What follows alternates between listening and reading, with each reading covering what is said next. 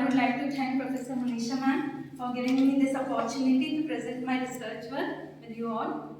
So I'll be talking about differential expression profile of transcriptomes in part 1 inhibited cervical cancer cells. So let me give you a brief intro about what is PARP. So PARP is a poly-ADP ribose polymerase. It is a family of enzymes which catalyzes poly-ADP ribosylation of varied proteins including XL. So it's a PARylation is a type of post-translational modification. Just as we have acetylation and methylation, similarly PARylation is a part of modification. So what does it do? Means how it catalyzes the reaction. It transfers ADP ribose moiety from the substrate NAD, that is nicotinamide adenine dinucleotide, and it transfers that PAR moieties to the acceptor proteins or the target proteins.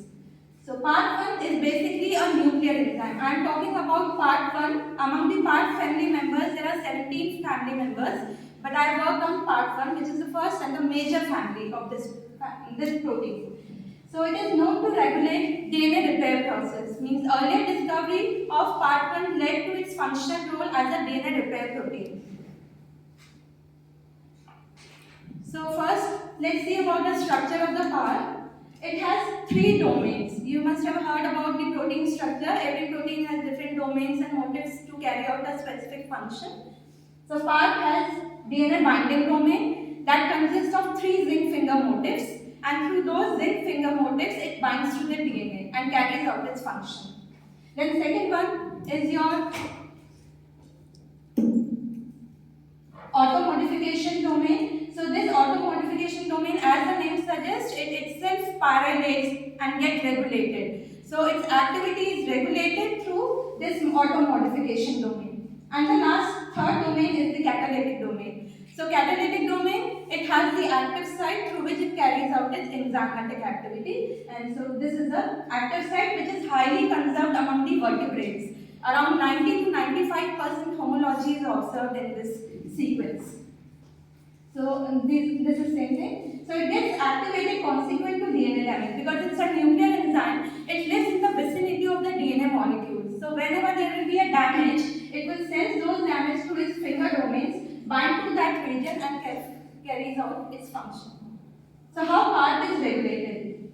Now PARP, as we came to know that it has NAD as its substrate. So what does it do? When it gets activated due to the damage in the DNA, it will utilize NAD, cleaves it into 2 parts, nicotinamide, which is released, and the ADP ribose moiety is added on these acceptor proteins. So these acceptor proteins are then post-translationally modified, and these are the PAR moieties, which call it in short as PAR, which are ADP ribose moieties. So the protein can either get activated or inactivated by PARylation. So this is the catalytic cycle of PAR, how it works. Here we have this zinc finger domain 1, 2, 3, then this auto-modification domain and this catalytic domain. Now when there will be a single strand break in this DNA, as you see here, so PAR will come and bind through this zinc finger domains. It will utilize NAD as its substrate and will change it into either the acceptor that gets activated, or it can PARylate itself also and continue auto-PARylation. Sometimes, now what happens? Thousands of endogenous single-strand breaks are formed every day in the body. So DNA is getting damaged throughout the day, and that is being repaired by using through these part 1 and part 2, which make other repair pathway proteins accessible for DNA. So they can come and bind over this. So now when damage is happening, there are damage response also by the cell to protect itself. So we have DNA damage can happen due to environmental factors, that is UV, radiation, certain chemicals, or during normal physiology. While replication also, DNA undergoes some damage. There can be missense incorporation of the nucleotides, or there can be missing of the nucleotides getting incorporated, so that can all lead to the damage. Then your reactive oxygen species, they can also damage the DNA by forming DNA adducts or thymine dimers. Then you have during chemotherapy and radiotherapy also damage is induced. So all these lead to cell death. So there are repair pathway proteins in the body for single strand break brakes, we have different repair pathways. For double strand brakes, we have different repair pathways. Then we have used for DNA adapt and base damage, different pathway operates, and similarly for application lesions. So now I would like to focus on this part, that when single strand brake is converted into double strand brakes, what happens? There can be two pathways operating, either your homologous recombination or your non-homologous end joining. So in homologous recombination, BRCA protein participate, while in non-homologous 53BP1, which is a 53BP binding protein. So if a cell is deficient of BRCA gene, the BRCA deficient cell, then your homologous recombination pathway will not operate. So in that condition, what will happen? PARP will come into picture and it will cause the repair either through different NHED or BER form. So if we inhibit PARP somehow in these BRCA deficient cells, that terminology is called as synthetic lethality. That is, when two genes are mutated or inhibited, then that functional phenotype will not occur and it can lead to the death of the cell. And this concept of synthetic lethality is used in majority of the chemotherapies which are used in combination or as a single agent. So suppose let's give a brief outline how this works. So we have two proteins in the body. Suppose this was BRCA and this was PARP. So when they were functioning normally, there was no alteration in these genes or no mutations. The cell would survive happily with the repair. If protein A is altered and protein B is normal, again cell will survive because that function will be fulfilled by protein B. Similarly for protein B alteration, but now when we alter both, the BRCA also is mutated and we inhibit PARP also, it can lead to cell death. So this concept was first given by Theodosia Dobzhansky in 1946. So based on this concept, various PARP inhibitors have been designed till now in last 3 decades. And so there is a generation of PARP, that is first generation inhibitors were developed in first decade, second generation in second decade, and currently third generation inhibitors are in trials. So we have Beliparin, ABD, Niraparin, Olaparin, Rucaparin, Talazoparin and E7016, which are being designed by different pharma companies. And I have worked on mostly on Olaparin and Beliparin. So these Olaparin and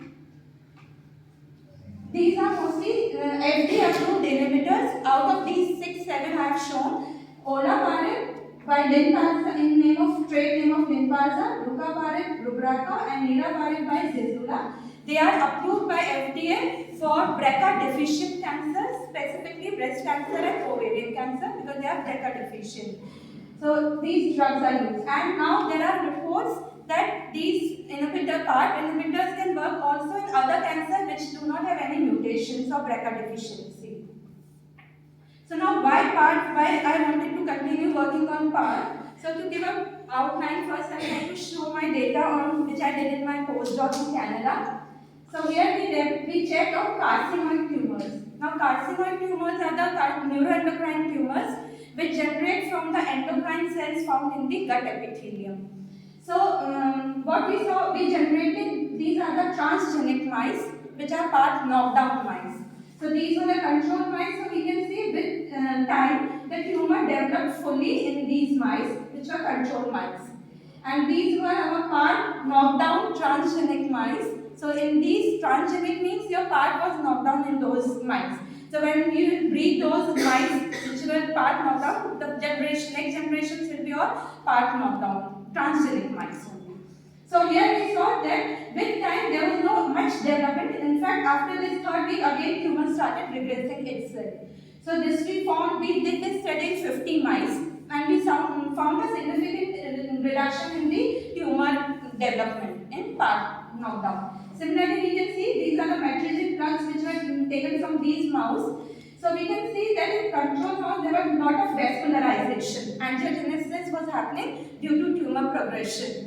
But when we checked from PARP inhibited mice, there was significant reduction in vascularization or reduction in angiogenesis. That means our PARP was working in somehow in angiogenesis also. And when we inhibited those PARP, the angiogenesis, because for tumor progression, angiogenesis is the major problem. So that leads to fast growth and metastasis. So this data suggested that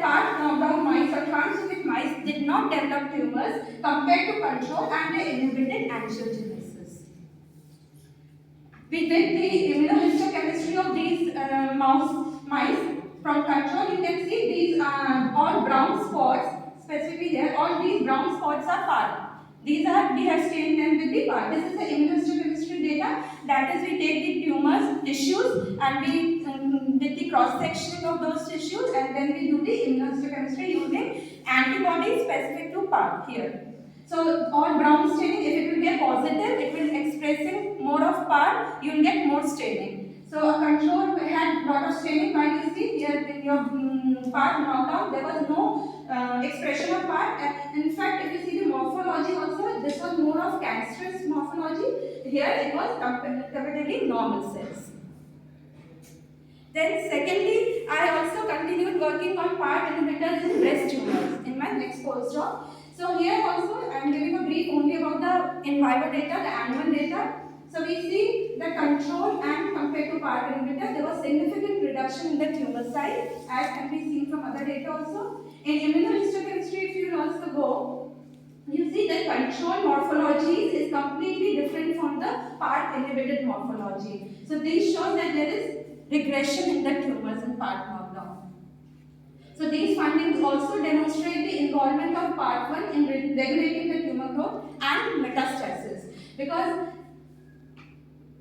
this is what my metastasis data, where we checked for in the lungs and in the liver, and we found that in lungs control there was lot of nodules seen. These are all the dark blue stainings are all nodes, which are tumor nodes. And while in PAR, very few, only small reduction, means very less metastasis was seen in the lungs as well as similar data in the liver.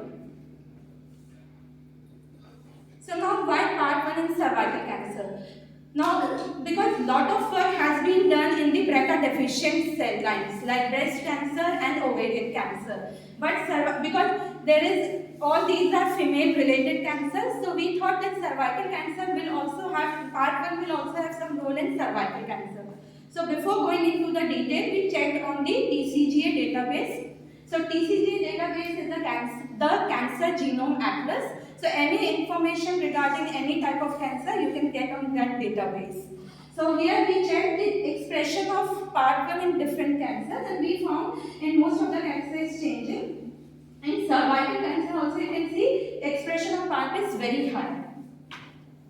So this is, we checked from TCGA database only the expression of PAR1 in different cancer types, and what we found here that cervical cancer also has high expression. So all these last pink blocks, they are female-oriented cancer, breast cancer, cervical cancer, endometrial and ovarian. So you see all of them have high expression compared to other cancer except for the gastric cancer.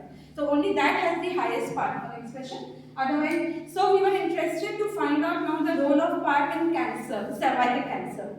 But there are already reports on this, and this is the first paper is from the Indian laboratory from Banaras Hindu University, and they have found out that olaparib modulate DNA repair efficiency and sensitizes cervical cancer cell to cisplatin. So that means it's chemopotentiating. But this all, and the second one is also about sensitization. So both the papers have talked about the DNA repair in context of DNA repair. So we also checked the expression of PAR1 in different cancer cell lines which were available in the lab, and we found that there was high expression in HeLa and SIA. Both of these are cervical cancer cell lines, HeLa and SIA. So the expression was found to be high. So next, we did not want to go into the same direction of DNA repair because a lot of work has been going on in that direction. So we thought to find out the role of PAR in other functions also. So our previous report has suggested that PAR1 has role in epithelial mesenchymal transition, as a transcription regulator, as chromatin modulator and hormonal signaling. So out of these functions, we focused on epithelial mesenchymal transition, which is an important property of metastasis, that how the tumor progresses to other parts of the body. So, do you know which is the guardian of the genome? Which protein is the guardian of the genome? P53, right?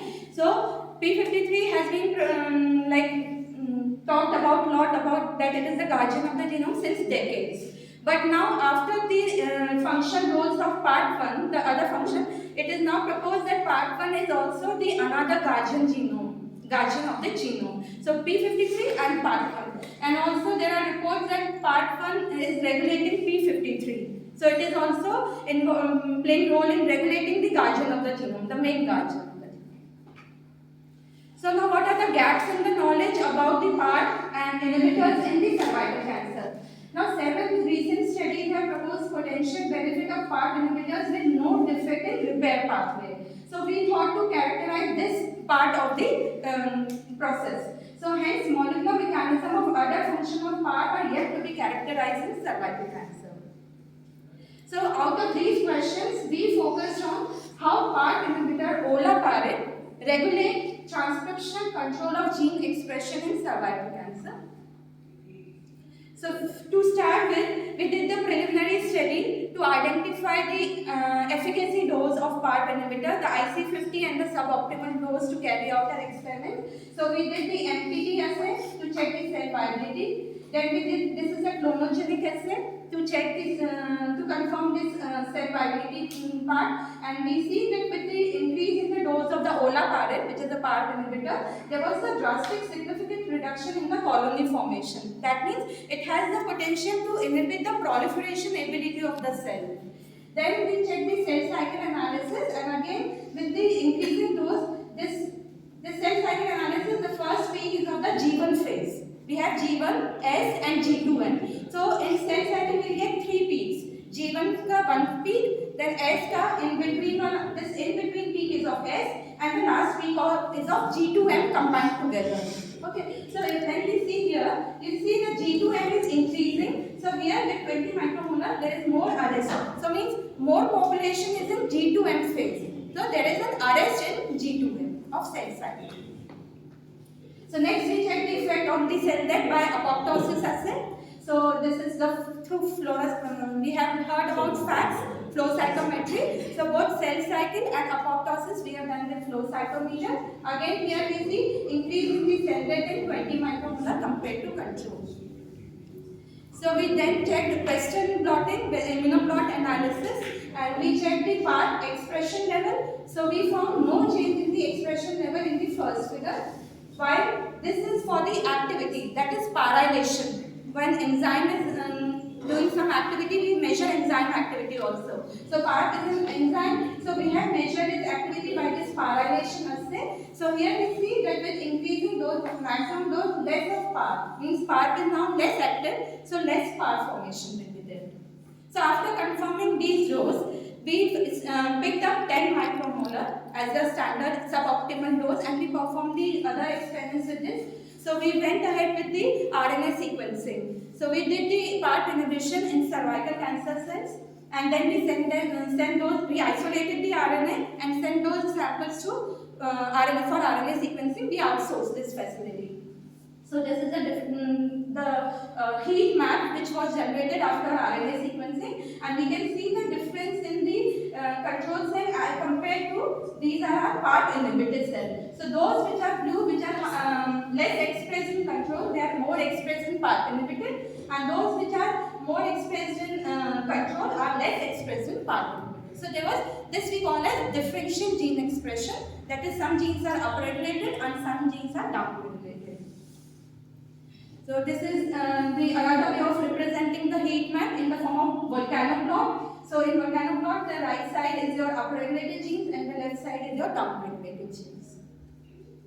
So then after we have got the list of the differentially expressed genes, now we have to categorize those genes which are of useful to us and which are not. So for that first we perform gene ontology analysis, then we did the CATCH pathway analysis. This is Kyoto Encyclopedia of Genes and Genomes. It's already a database, and on using that database we can submit our file, the different RNA sequencing file, and we can categorize the genes which we have got into the pathways they are functioning. So here we focus on this first one, the focal adhesion and cellular senescence, because we wanted to study epithelial mesenchymal transition. So we focus. Then another part of protein we found was RNA metabolic metabolic processes. So RNA metabolism is also getting affected other than that.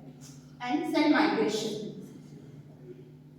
So we study for cell cycle and cellular. So when we after categorizing, after naming all those genes, we then identified in which process these genes are falling into. So we saw that the most common were all these 8 pathways where it was involved, but we wanted to focus on these two, metastasis related and RNA binding proteins or RBPs. So RBP is a new field which is coming up now. We must have heard about miRNAs. Then we heard about long non-coding RNAs, and now the next regulatory process which is coming up is RNA binding proteins. So we performed the RT-PCR to validate some of the genes from these selected genes, and we selected NF-kappa B, which is a tumor promoting protein. We selected TP53IMP1, which is TP53 inducible nuclear protein, which is a tumor suppressor protein. We found it increased. Rho-GDI also a tumor suppressor protein, which was found to increase. Then we validated this by Western analysis. Now we do not have the antibodies for all the proteins, but with the available facility, we have checked the expression of Rho-GDI, which was validating our RT sequencing data, and NF-kappa B was decreasing with the dose, increasing dose.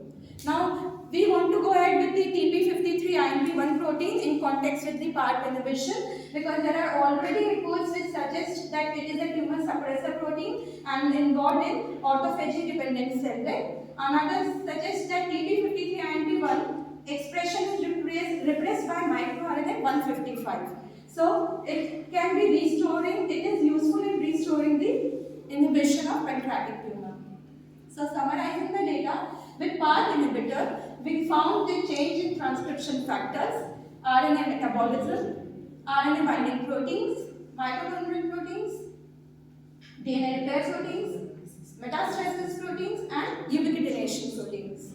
So concluding, we have explored the role of PARP1 in cellular process beyond DNA damage response network.